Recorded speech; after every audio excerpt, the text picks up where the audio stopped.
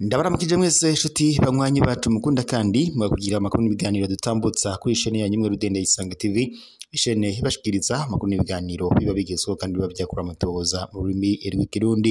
Ndabahaye mwiriwe, abandi ndabahaye mwaramutse bivanye naho muherereye. Niteka n'umunezero ntangere by'usubira kubana namwe banywanyi bacu mukunda kandi mugakurikira amakuru n'ibiganiro tubandanya gushikiriza amakuru n'ibiganiro biba bigezweho kandi biba byakura amatohoza mu rurimi rw'ikirundi. Reka ramba kengurukire kandi mbahe kaze mu makuru yacu yo kuri iyi saha. Akaba ari amakuru haba yiriwe havugwa mu bisata bitandukanye, haba muri politiki, mu nkino, mwiperereza, mu ndero, hagati y'akazina muntu, amakunguye kure ndetse n'andi makuru yose ariko aravugwa ijya nino.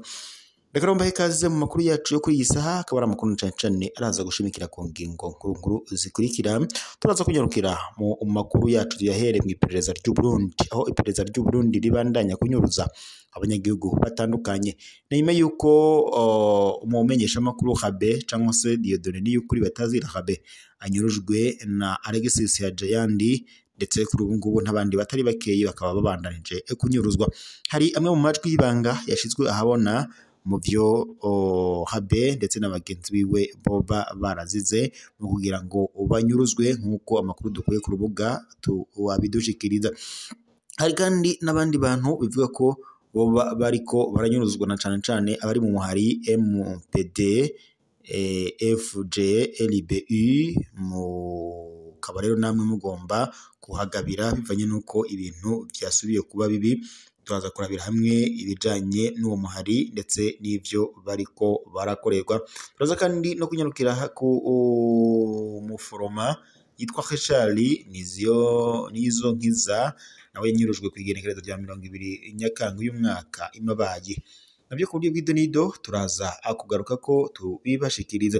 Turaza kandi no kurabira hamwe kubijanye n'amateka ajanye na muganga Christophe Sahabo ndetse nabo bari bafatikanyije mu gihe mu mwaka wa 2015 yazanaga ibijanye n'ibitaro Kira Hospital. Kuri ubu ngubu turaza kurabira hamwe mbega ico gihe ninde yatwara igihugu, ese bamufataga gute, ese kuri uyu munsi ho bamufata bate. Reka ngaruke bahe ikaze rero mu makuru yacu ku buryo bw'idonido, na cane tugiye guhera ku biriko biravugwa ku uri Dieudonné Niyukuri batazira Habe yanyurujwe n'iperereza ariho bigakorwa na Alexis Hajayandi, hariwe yabigezemwo uruhara.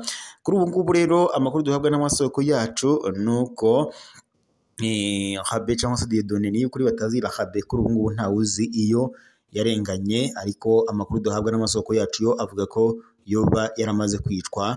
Kuri ubu rero umukuru w'igihugu cy'u Burundi Evariste Ndayishimiye asohoye itangazo ryihuta cyane ariko aragabisha mu iperereza bivanye n'amajwi y'ibanga yamaze gusohoka yashizwe hanze, ariko aravugwa ku bijanye n'iperereza ryo mu Burundi ivyo ririko rirakorera abanyagihugu. Mu makuru kandi abandanya nuko abantu bo mu muhari MPDE FJLBU nabo ngo bagomba kuhagabira. Mu bantu ngo bariko baranyuruzwa cane ku bwishi harimwo abanywanyi b'umuhari canke umugambwe umaze imyaka uvuga ko uriko uravuka witwa ngo Mouvement pour la paix et le développement Force Gilave, urongowe na Jean-Marie Nduwimana. Abo tumaze kumenya bose ngo ko banyurujwe bariko baraganira na Jean-Marie Nduwimana ni Jean Bertara Twagirayezu, Fabien Nizigimana ndetse na Esloni, bakuwe mu hoteli yitwa Kinjangara muri komine Gisuru mu ntara ya Ruyigi, yahora mu ijoro ryo kuwa 29 gushira 30 kwezi kw'indwi uyu mwaka. Ajuda Chef Benjamin Niyonzima yanyurujwe ahitwa kw'Ibumbu muri Mwaro ku wa 9 ukwezi k'umunani uyu mwaka. Turacatohoza kwinyuruzwa rya Dieudonné avuga ko ajejwe imigambi y'iterambere mu biro vya komine Gitega, we n'uwitwa Claude Iradukunda yoba avuka muri komine Itaba yahora mu ntara ya Gitega, yoba kandi yafatiwe muri Mwaro. Uwo menya abano bantu yo twandikira agatumenyesha ibyabo. So bwa mbere abanywanyi ba MPD FJLBU bafatwa muri 2022 haranyurujwe abanywanyi batari bake b'uyu muhari mu ntara nyinshi z'igihugu nka Makamba, komine Kibago, ahanini Cankuzo, Muyinga, Kirundo, Cibitoke n'ahandi hatandukanye. Imana yarakinze gusa abanyurujwe ico gihe bahavuye batorwa mu busho bw'iperereza, abatari bake baracapfunzwe. Abantu bari muri uwo muhari kandi bagabe, kuko umuntu wese ngo yoba afise uwiwe yanyurujwe ari muri uwo muhari, tumusabye ku utwandikira akatumenyesha ivy'uwo wiwe yanyurujwe. Naho umuforomo yitwa Richard Nizonkiza yaranyurujwe nawe kuva kuwa 20 Nyakanga y'umwaka imabaye. Amazina yiwe yitwa Nizonkiza Richard, yavuga ku mutumba wa Mukaka, zone Buhoro, komine Mabaye mu ntara ya Cibitoke hahora. Ubu ni muri komine Mugina, intara yo ni Bujumbura. Yakora muri farumasi iri ahitwa Nyamakarabo muri komine Mugina. Ni umugabo w'imyaka 34, arubatse akaba ndetse n'umuvyeyi w'abana batatu. Mu bijanye na politike, Richard Nizonkiza ni umunywanyi w'umugambwe CNL. Muri 2020 Richard Nizonkiza ndetse na murumuna wiwe barahagaritswe barapfungwa bazira umugambwe CNL wa Honorable Agathon Rwasa, nyuma baza kurekurwa muri 2023. Inyuruzwa rya Richard Nizonkiza ku munsi wa gatandatu igenekerezo rya 20 Nyakanga y'umwaka ku mugoroba. Richard Nizonkiza yari ku kazi hama aronka telefone, wamuhamagaye ntiyamenyekanye, aca arondera ipikipiki imwunguruza imujana imabayi ku kirabo bita kuri Sarkere. Baricara ngo bafata agacupa, n'umwe yagiye amujanye. Isaha 2 z'ijoro ngo barasohoka bafata ya pikipiki batera baja aho ngo ku mugwa mukuru w'Amabayi. Kuva ubwo nta gakuru k'irengero ryabo. Abiwe bararondeje hose barabura, mu busho bwose barabuze, ndetse abajejwe intwaro n'umutekano bavuga ko atagakuru kabo bafise. Ibintu byifashe gutyo mu gihe kandi ibyo kunyuruza abantu mu Burundi byasubiriye kwimonogoza. Uwagira rero ico amenye kubyashikiye uyu muforomo Richard Nizonkiza, nawe yotwandikira akatubwira uko bimeze, tugakorera amatohoza yimbitse, kuko nimba yarapfuye cyangwa se yoba akiri muzima. Naho nyuma yuko mu mwaka wa 2015 muganga Christophe Sahabo atanguje ibitaro by'Akaronga mu karere bizwi nka Kira Hospital muri ntwarante 2015, Evariste Ndayishimiye niho yari. Kuri kano gafoto kakwereka abateye iteka ibirori byo kugurura ibitaro Kira Hospital. Byari ibitaro bya mbere bikomeye mu Burundi, bikaba ndetse n'urundangirwa mu karere. Igikorwa ca muganga Christophe Sahabo, kano gafoto kandi kerekana ko ingene mu myaka 10 gusa hahinduka byinshi. Katwibutsa kandi ko twoshaka tugaca bugufi ejo ntituhaze. Reka twibukanye bamwe mu bo tubona kuri iyi foto. Uwa mbere ni ku murongo wa mbere nyene, hagati ni Perezida Pierre Nkurunziza. Inyuma y'imyaka 5 gusa yaciye ahagarikwa umutima giturumbuka. Wa kabiri ni uburyo bwa Perezida Nkurunziza, hari Sabine Ntakarutimana yari umushikiranganje w'amagara y'abantu, ubu ni umukenguza amateka. Gatatu ibubafu hari Ili Regine Ciza, yari umushikiranganje wo kunguruza abantu n'ibintu be ndetse n'ibikorwa vya leta, transport, travaux publics et équipement. Ubu ntituzi iyo ageze. Wa kane hari hirya hari Anosiata Sendazilasa, yari umushikiranganje ajejwe abakozi ba leta n'akazi, ubu aserukira Burundi mu Budage. Hari wa gatanu hari umuzungu inyuma gato ya Sabine Ntakarutimana, yitwa David Pilote, yari umukuru wa conseil d'administration ya Akila Hospital. Niwe yafatikanije na Christophe Sahabo bakwega imitahe ikomeye izananye muri Suisse. Ku murongo wa kabiri hariho Evariste Ndayishimiye, niwe yatangura yambaye ikostume yirabura. Yari umuyobozi mukuru wa Sobugeya. Nta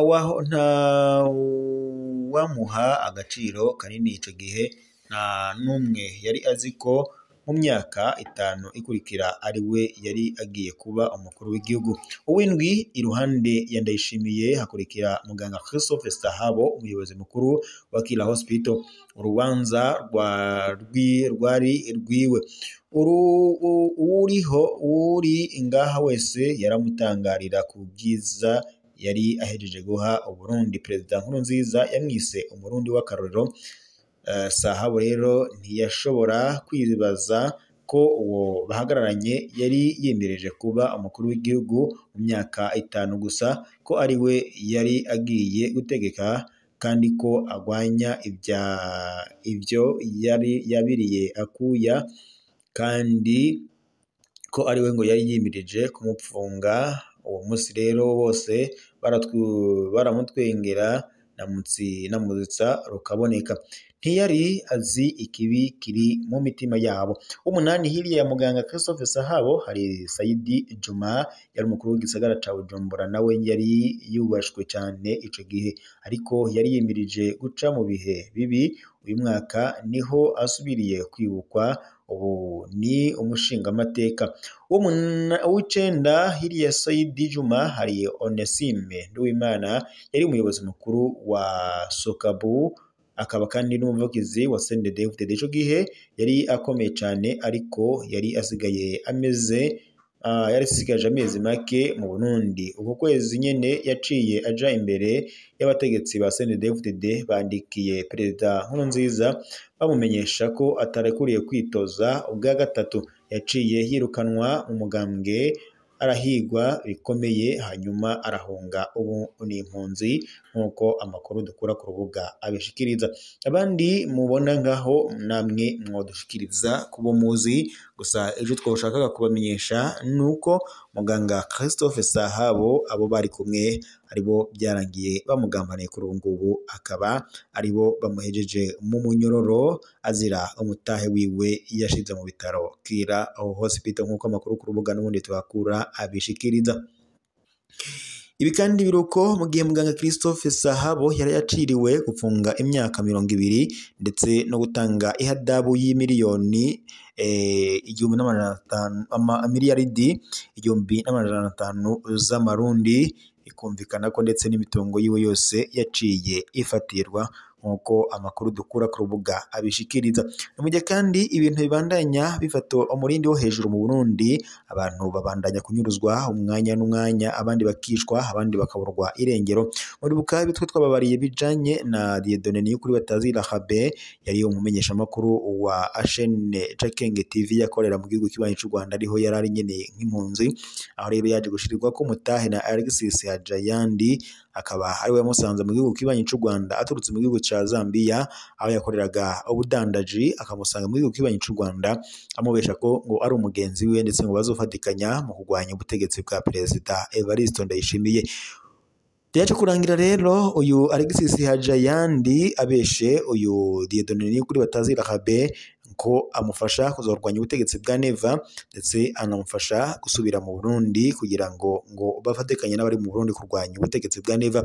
Ariko Habe ntabwo yari arazi ko yamaze kumugambanira, agishika yaciye afatwa. Kuri ubu ngubu Habe, amakuru twahabwaga n'amasoko yacu bivuga ko yari yafashwe ari kumwe n'abandi bashika 4. Kuri ubu ngubu rero bose bakaba barabuzwe irengero, gusa hari amajwi ibanga yamaze gushirwa ahabona ku bijanye n'ifatwa ry'aba bantu, ndetse n'ukuntu iperereza ry'Uburundi ribandanya riboreza igufwa abanyagihugu na cyane cyane abatavuga rumwe n'ubutegetsi. Umukuru w'igihugu cy'u Burundi rero Evariste Ndayishimiye kuri ubu ngubu hakaba asohoye itangazo ryihuta cyane, ariko aragabisha iperereza ry'u Burundi SNR ngo rigabe kandi rirekure abo bantu bose riko riraboreza igufwa. Ni mu gihe kandi kuri ubu ngubu iperereza ry'u Burundi rirongowe na Ildefonse Habarurema kuri ubu ngubu ari we aramuswa ico gisata, ariko amabi abandanya akorera abanyagihugu ntabwo wamenya ko nawe afise amaraso cyangwa se amagara nk'ayabandi banyagihugu. Turatiye akamo rero amakungu, turatiye akamo umukuru w'igihugu gufata ingingo zibereye, na cyane cyane ibiri kubera korwa mu iperereza bigombe bihagarare, bivanye nuko abanyagihugu babandanya baborezwa igufa cyangwa se banyuruzwa ku buryo bwinshi. Reka bashimire mwese mwari kumwe natwe mu makuru n'ibiganiro turabashikiriza ku isaha dusozere ngaha, tuze gusubira mu makuru araza kuba agezweko.